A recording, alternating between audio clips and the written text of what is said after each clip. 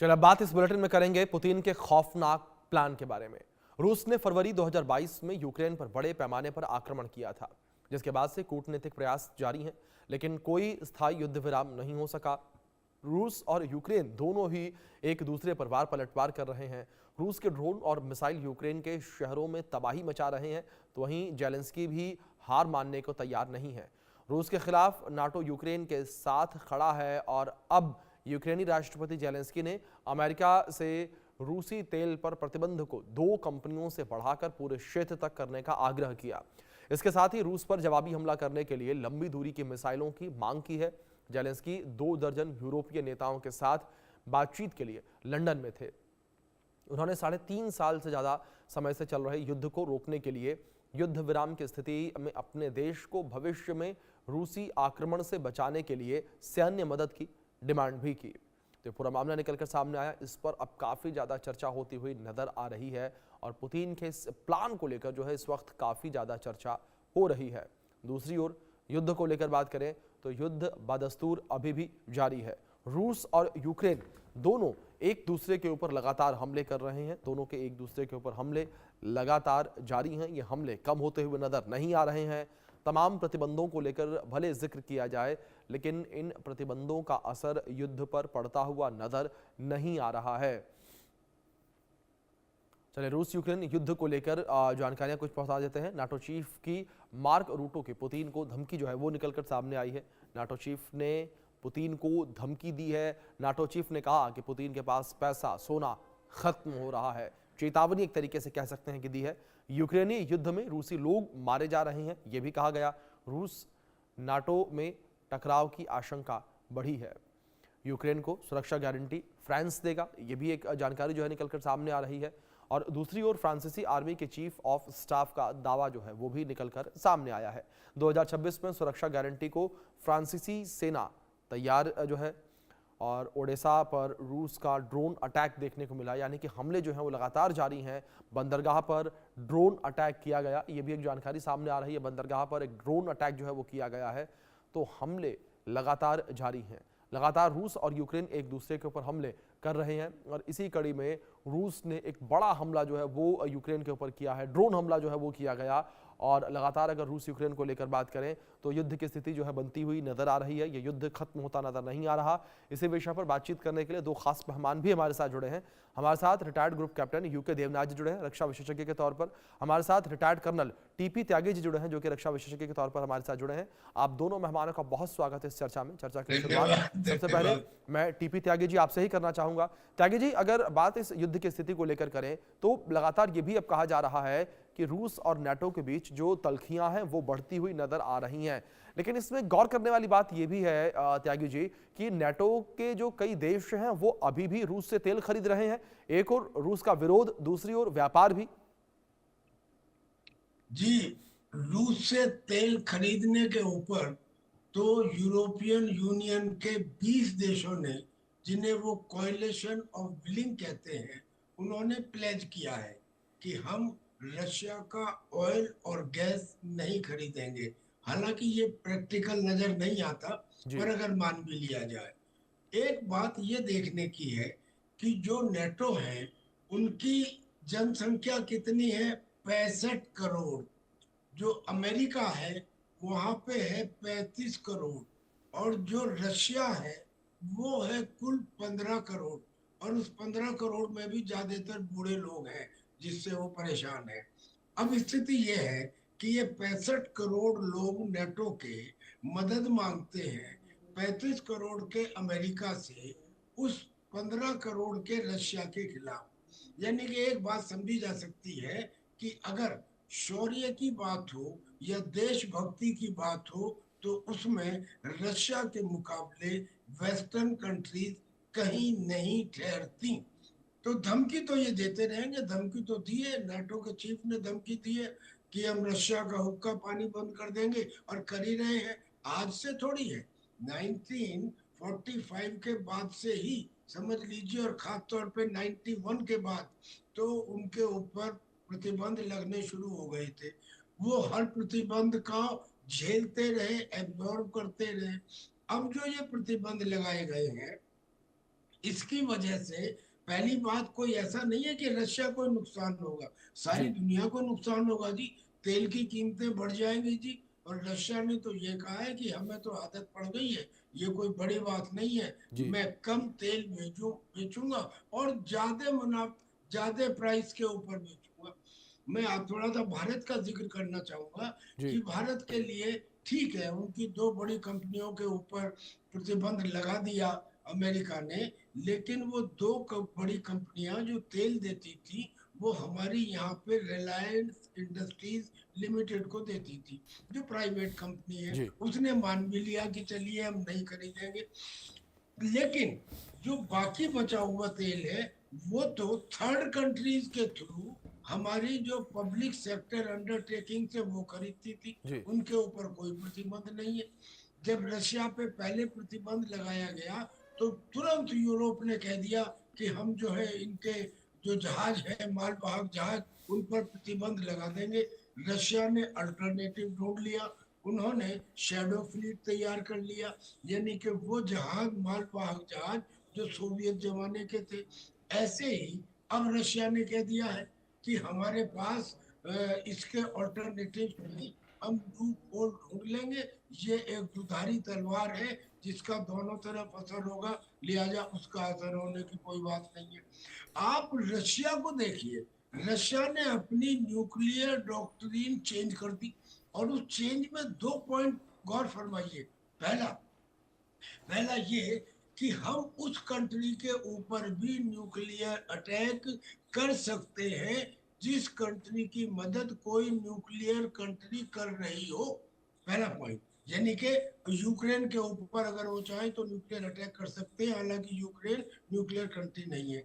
दूसरा, जो सबसे ज्यादा इंपॉर्टेंट अब आया है, वो ये कि अगर मेरी किसी दोस्त के ऊपर, यानी कि बेलारूस को मान लीजिए, यानी कि मेरे किसी एलाइज के ऊपर अगर कोई न्यूक्लियर कंट्री अटैक करती है या नॉन न्यूक्लियर कंट्री अटैक करती है, हम उसके ऊपर न्यूक्लियर अटैक कर सकते हैं। जी यानी कि ये रशिया ने अपने न्यूक्लियर डॉक्ट्रिन को बता दिया। बिल्कुल और अब जहां तक हथियारों को शो करने की बात है, अगर वो शो कर रहे हैं तो ये भी शो कर रहे हैं। जी आज ही 4 गांव के ऊपर रशिया ने कब्जा कर लिया है। जी मैं समझता हूं जैसे शेर हिरन को भगा भगा कर मारता है, ऐसे ही रशिया ने यूक्रेन को भगा भगा के थका के मारने की बिल्कुल पोजीशन बिल्कुल में त्यागी है। जी, और यही जो स्थिति है वो युद्ध के दौरान लगातार देखने को भी मिल रही है। भले तमाम प्रतिबंध लगाने की बातें की जाएं, लेकिन इन प्रतिबंधों का कोई असर होता हुआ नजर नहीं आ रहा।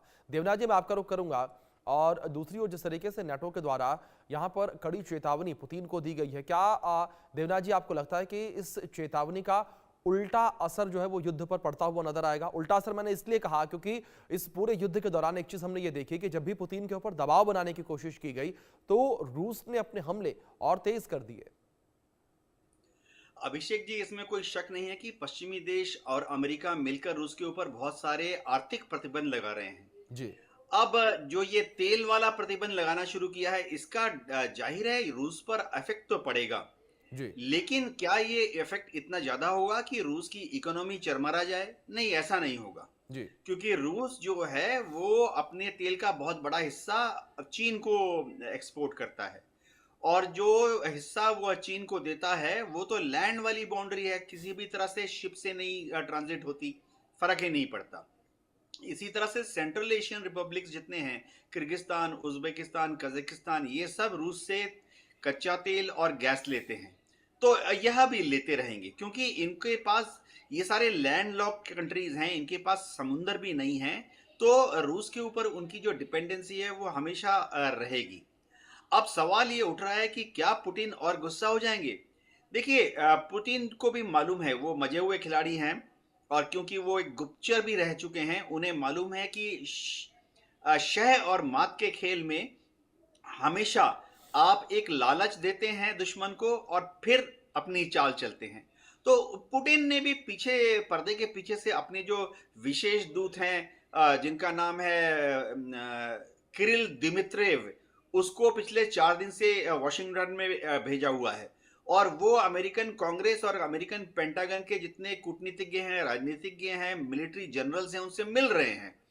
तो ये पुतिन का जो दबाव बनाने वाला तरीका है, ये सॉफ्ट दबाव है कि वह जब किरिल दिमित्रिवेव तो अमेरिका वही के राजनीतिज्ञों से कूटनीतिज्ञों से मिलेंगे, तो वहां उनको एक तरह का क्या प्रलोभन भी दे रहे हैं कि अगर यूक्रेन का युद्ध बंद हो गया, अब ये चीज याद रखनी पड़ेगी, रूस ये कह रहा है कि अगर यूक्रेन का युद्ध बंद हो गया तो यूक्रेन के पुनर्निर्माण में यानी रिकंस्ट्रक्शन में जितना काम है वो अगर अमेरिकन कंपनीज को चला जाता है तो रूस को उस पर कोई खास आपत्ति नहीं है। ये अमेरिका के लिए बहुत बड़ा लालच है, क्योंकि अमेरिका जानता है कि ठीक है 350 बिलियन डॉलर, डोनाल्ड ट्रंप दावा करते हैं कि 350 बिलियन डॉलर का उन्होंने हथियार दे दिया है यूक्रेन को, तो ये पैसा वापस कैसे आएगा? ये पैसे वापस लाने के दो तीन तरीके हैं। एक तो अमेरिका में और यूरोप में यूक्रेन में भी जितने रशियन ओलिगार्क्स थे, उनकी जितनी संपत्ति है उसको इन्होंने कुर्क कर दिया है, हड़प लिया है। इन ओलिगार्क्स की टोटल संपत्ति लंदन, पेरिस और न्यूयॉर्क में अगर आप मिलाएं तो आंकड़े कह रहे हैं कि 800 बिलियन से ज्यादा है।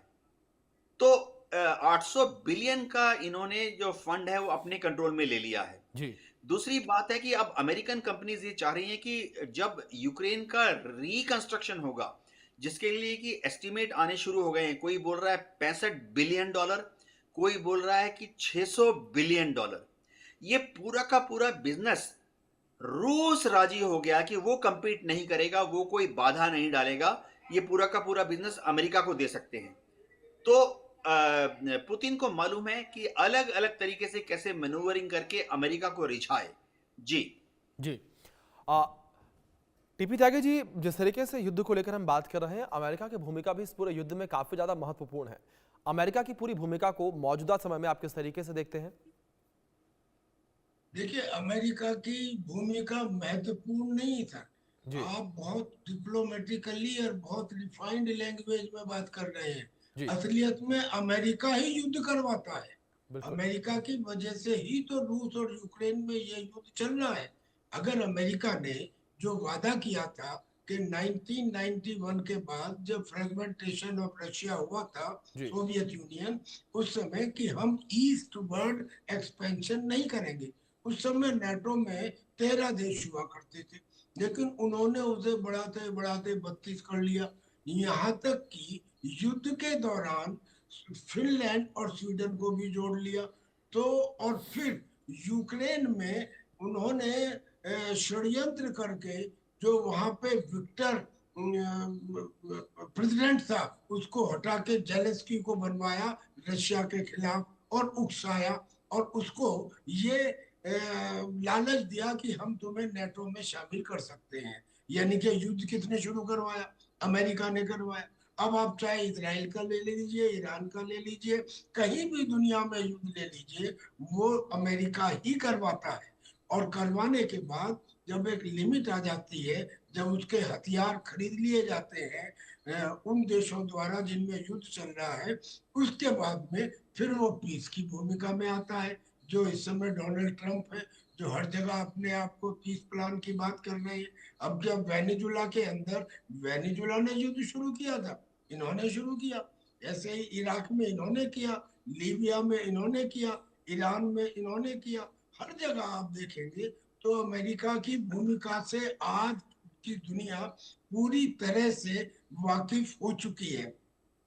मैं रशिया के प्रेसिडेंट के बारे में एक बात बताना चाहता हूं कि इनमें से कोई भी नेता आज उसके जितना शुरूड नहीं है। शुरूड जब मैं कहता हूं, इसका मतलब जैसे देवनाथ जी ने कहा, वो एक लेफ्टिनेंट कर्नल रह चुका है केजीबी के अंदर, और उसने अपने देश को कहां से कहां पहुंचाया है। आज भी वो उसको दोबारा यूएसएसआर के वैभव में लाना चाहता है। एक बार एक बड़े बिजनेसमैन ने उनको एक अंगूठी दिखाई और कहा कि देखो, ये 25 मिलियन की अंगूठी है।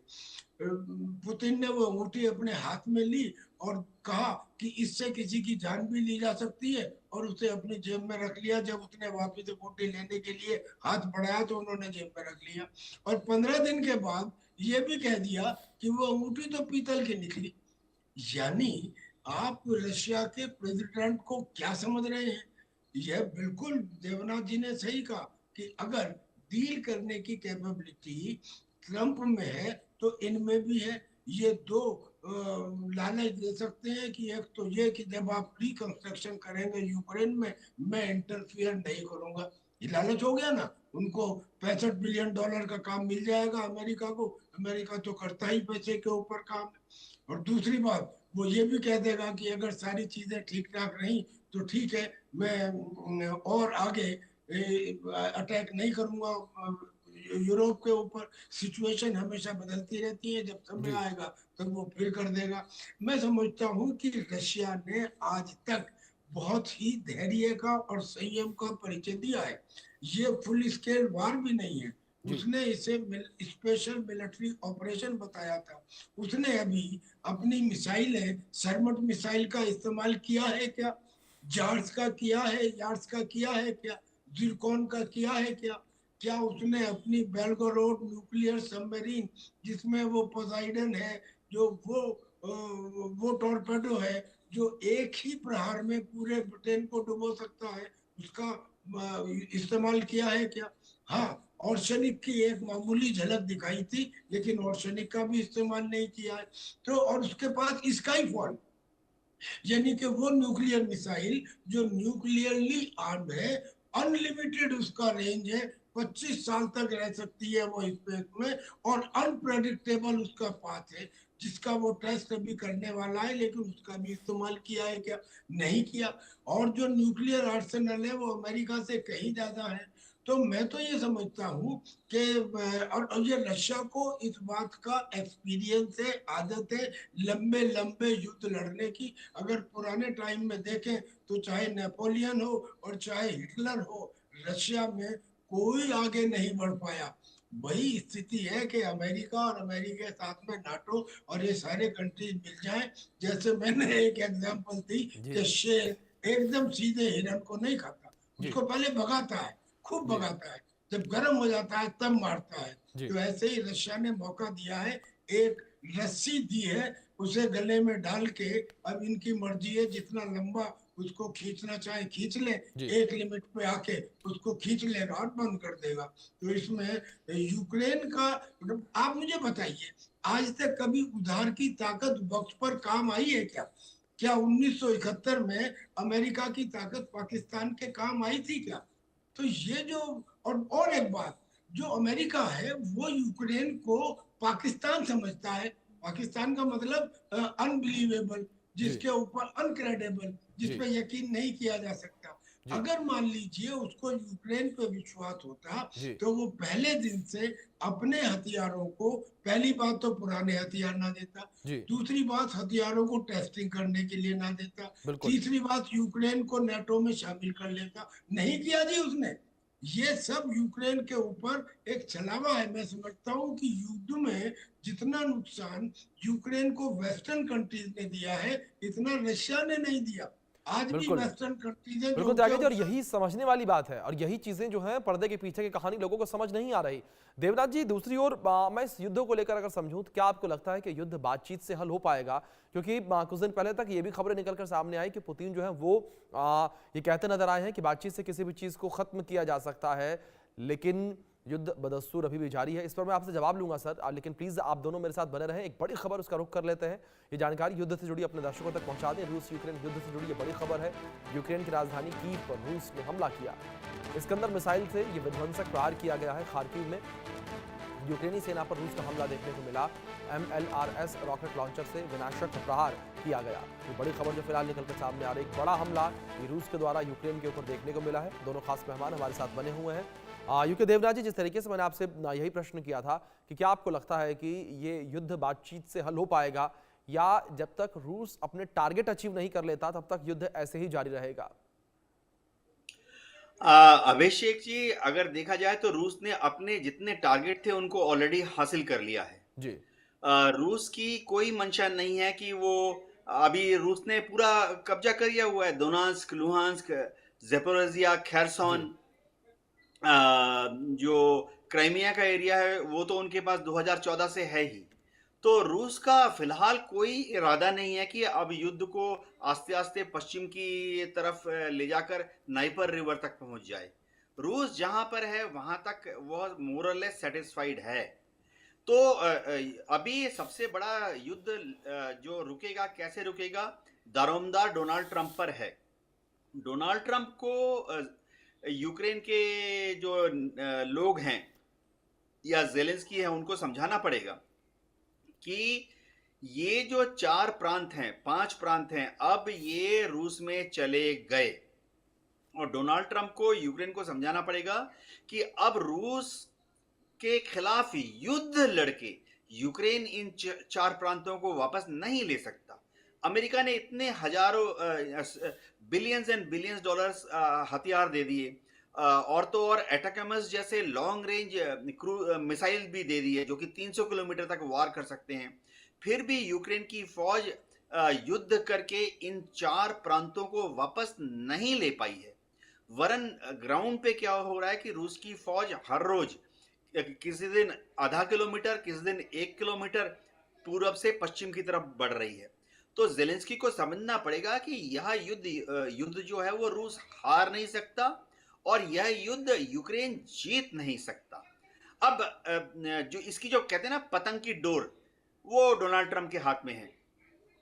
जो यूक्रेन की आर्मी है वो हर रोज जो भी हथियार यूज कर रही है, हथगोला हो, एंटी टैंक रॉकेट हो, एंटी एयरक्राफ्ट मिसाइल हो, तोप के गोले हों, वो हर रोज अमेरिका सप्लाई कर रहा है। जो यूएस नेवी की स्ट्रेटेजिक एयरलिफ्ट कमांड है, उसके हवाई जहाजों में जैसे कि C-17 ग्लोब मास्टर है, C-5A स्टार लिफ्टर है, हर रोज अमेरिका से हथियार भर भर के आते हैं, लैंड करते हैं पोलैंड में, और पोलैंड से वो बाई ट्रेन जाते। पश्चिमी यूक्रेन में एक बहुत बड़ा शहर है लवीव, रेलवे मार्शलिंग यार्ड। तो फिर पोलैंड से रेलवे के द्वारा ये लवीव पहुंचते हैं और लवीव से पूरब की तरफ चलते चलते जहां लड़ाई हो रही है यूक्रेन की फौज और रशियन फौज के बीच में, वहां पहुंचते हैं। डोनाल्ड ट्रंप को सिर्फ इतना ही करना है कि वो इस पतंग की डोर को थोड़ा खींच लें। यानी जो सप्लाई कर रहे हैं हर रोज हथियारों की, अम्युनिशन की बात कर रहा हूं मैं, टैंक की बात नहीं कर रहा, मैं टैंक के गोलों की बात कर रहा हूं, मैं तोप की बात नहीं कर रहा, तोप के गोलों की बात कर रहा हूं। अब डोनाल्ड ट्रंप को सिर्फ इतना ही करना है कि 3 दिन के लिए या 7 दिन के लिए इनकी जो सप्लाई है अम्युनिशन की, उसको थोड़ा खींच लें। अपने आप जेलेंस्की बातचीत करने के लिए राजी हो जाएंगे। और अमेरिका ने तो बोल ही दिया है कि जितना एरिया रूस ने जीत लिया है वो रूस का है। ये तो अमेरिका ने एक बार नहीं, कम से कम 5-6 बार बोल दिया है पिछले 3 साल में। जी बिल्कुल। जाहिर तौर पर जिस तरीके से आपने जिक्र किया सर मैं इस बीच आप दोनों से रिक्वेस्ट करूंगा कि प्लीज़ आप दोनों बने रहें मेरे साथ। एक बड़ी खबर उसका रुख कर लेते हैं। रूस और यूक्रेन पर जोरदार पलटवार देखने को मिला है। निप्रो में रूसी सेना पर यूक्रेनी हमला देखने को मिला। जंगल के रास्ते आगे बढ़ रहे थे रूसी सैनिक। ये बड़ी खबर जो फिलहाल सामने आ रही है। जंगल के रास्ते रूसी सैनिक आगे बढ़ रहे थे और उनके ऊपर ये बड़ा प्रहार किया गया है। जंगल के रास्ते आगे रूसी सैनिक बढ़ रहे थे और उनके ऊपर एक बड़ा प्रहार किया गया है। ये बड़ी जानकारी है जो सामने आ रही है। निप्रो में रूसी सेना पर यूक्रेनी हमला देखने को मिला है। यूक्रेन ने हमला किया है। दोनों खास मेहमान लगातार हमारे साथ बने हुए हैं। टीपी त्यागी जी, जल्दी से मैं आपसे रिएक्शन लूंगा छोटा सा इस पर कि जिस तरीके से अभी तक हमने यूक्रेन को देखा कि यूक्रेन पीछे हटता नजर आ रहा था, लेकिन यूक्रेन भी अब आगे बढ़कर रूस के ऊपर हमले कर रहा है। फ्रंट लाइन पर